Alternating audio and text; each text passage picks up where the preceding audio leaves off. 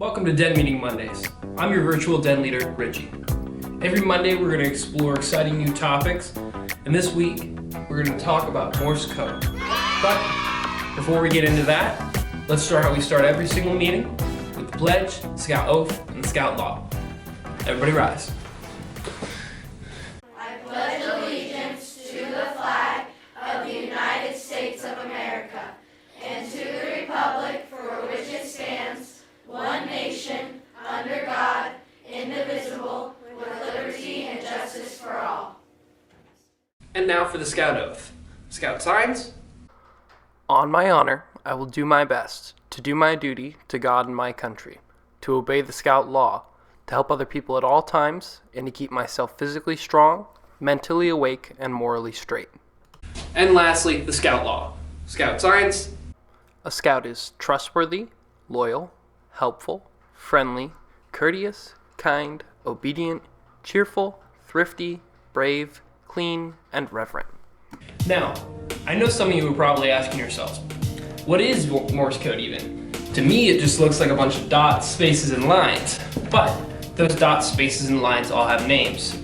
So, the dots are actually called dits in Morse code, D-I-T.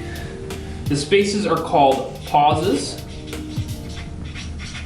and the lines are called DAs, so D-A-H. So you've got dits, DAs, and pauses. How did Morse code get started? Who came up with it? Who invented it? Morse code was invented by a painter named Samuel Morse. The story goes a little bit like this. In February of 1825, Samuel was far from home painting the unfinished portrait of Marquise de Lafayette when he got news that his wife was terribly ill.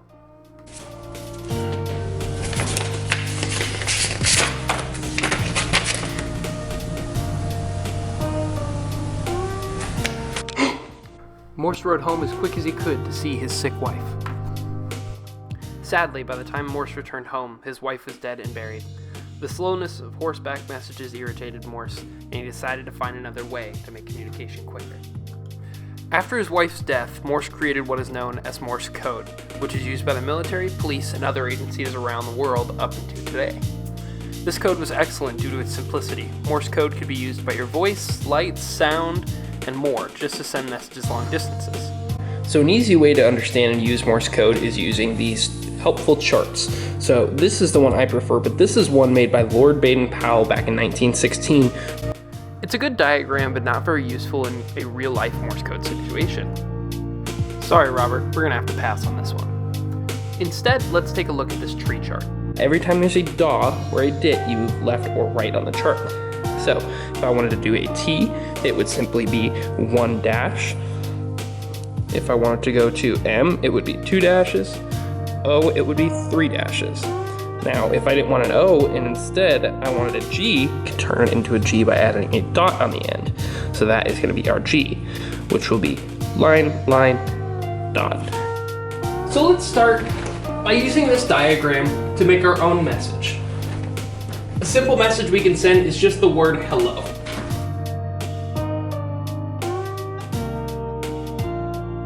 To start with that H, we need to do dits. So dits are going to be moving to the right. So we have to move to the right 1, 2, 3, 4 times to make a dit. 1, 2, 3, 4. Dit, dit, dit, dit.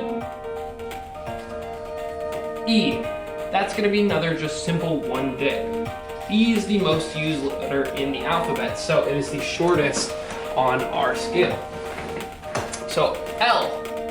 To get to our L, we have got to go here. So we've got to go dit, da, dit, dit. So dit, da, dit, dit. Same thing for another L, dit, da, dit, dit. And then for our O, we have to go over 3 times to the left. 1, 2, 3. So that is 3 dots. Dot, dot, dot. So the word hello sounds a little bit like this.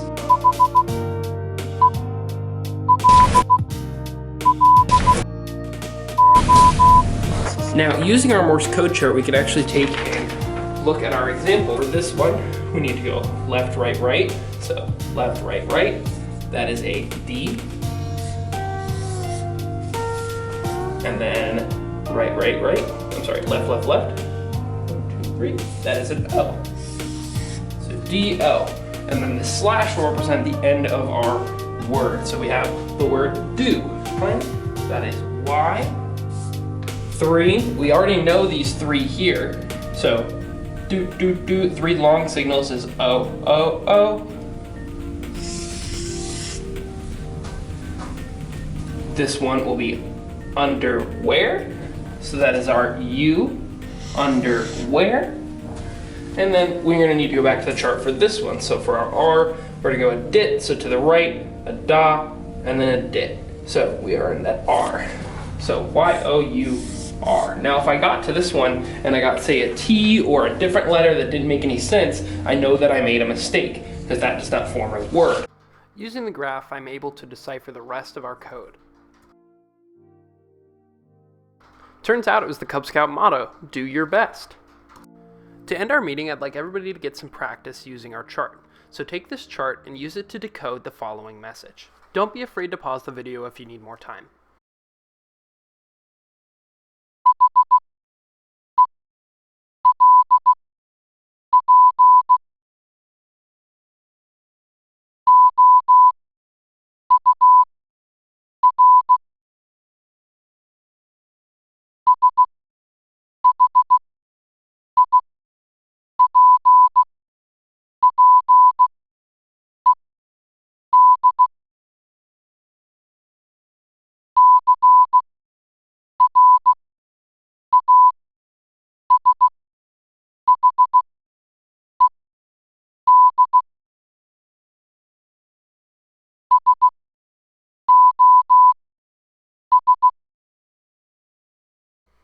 Thanks for watching. Tune in next week to see all the cool stuff we'll be doing on Den Meeting Monday.